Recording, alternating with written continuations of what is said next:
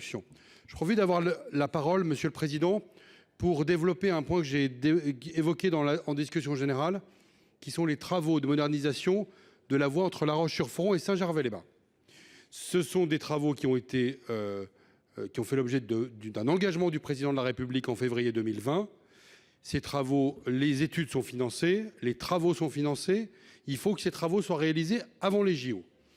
Et on apprend incidemment que ces travaux pourraient être décalés après les Jeux Olympiques en 2031, au motif qu'il y aurait en Haute-Savoie des championnats du monde de cyclisme en 2027, puis des Jeux Olympiques et Paralympiques. Il n'en est pas question. Cette vallée de l'Arve est une vallée polluée qui mérite une mise à niveau de son infrastructure ferroviaire.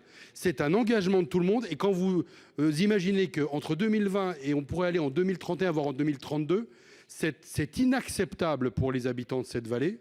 C'est inacceptable pour leurs élus. Et je tiens à le dire ici, et je l'ai dit tout à l'heure au pupitre, les Jeux Olympiques ne peuvent jamais être une excuse pour ne pas faire des investissements de mobilité. Et le ferroviaire, c'est fondamental. Donc il y a des dossiers qui ne sont pas matures. C'est une chose tout à fait acceptable. Très bien, on n'a pas le temps de les faire avant les Jeux Olympiques. Mais pour les dossiers qui sont matures, qui sont à l'étude et qui sont financés, il faut les faire impérativement avant les JO, même si c'est 30 mois de travaux. Merci, Monsieur le Président. Monsieur le rapporteur, quel est l'avis de la Commission, s'il vous plaît? Oui, l'amendement de Luc Hervé pose question, puisqu'il semble dire que dans la procédure par consultation par voie électronique, on pourrait avoir des délais supérieurs à la procédure classique.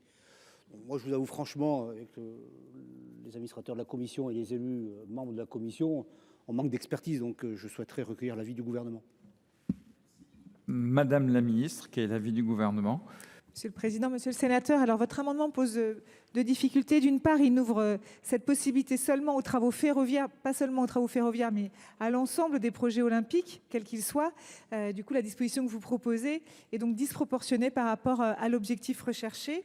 D'autre part, elle serait de nature à créer une hétérogénéité de situation de consultation du public et à engendrer des doutes sur les articulations entre procédure et périmètre des projets et être en définitive une source d'insécurité juridique et de risques contentieux accrus.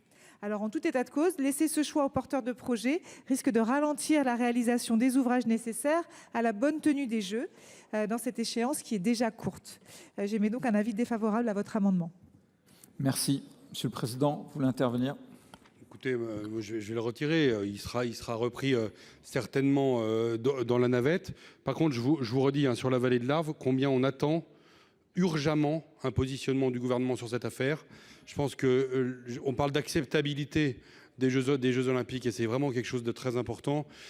Elle n'est pas sans un certain prix. En tout cas, on ne peut pas payer ce prix-là dans la vallée de l'Arve et c'est valable pour d'autres infrastructures sur l'ensemble du massif alpin. Il faut vraiment qu'il y ait un positionnement ferme du gouvernement sur ce sujet. Donc là, l'amendement 54 est retiré, Monsieur le Président. Merci, Monsieur le Président. Vous voulez réagir sur la vallée de l'Arve, Madame la Ministre? Je vais en discuter avec Monsieur Tabarot au sein du gouvernement et vous apporter une réponse sur le sujet.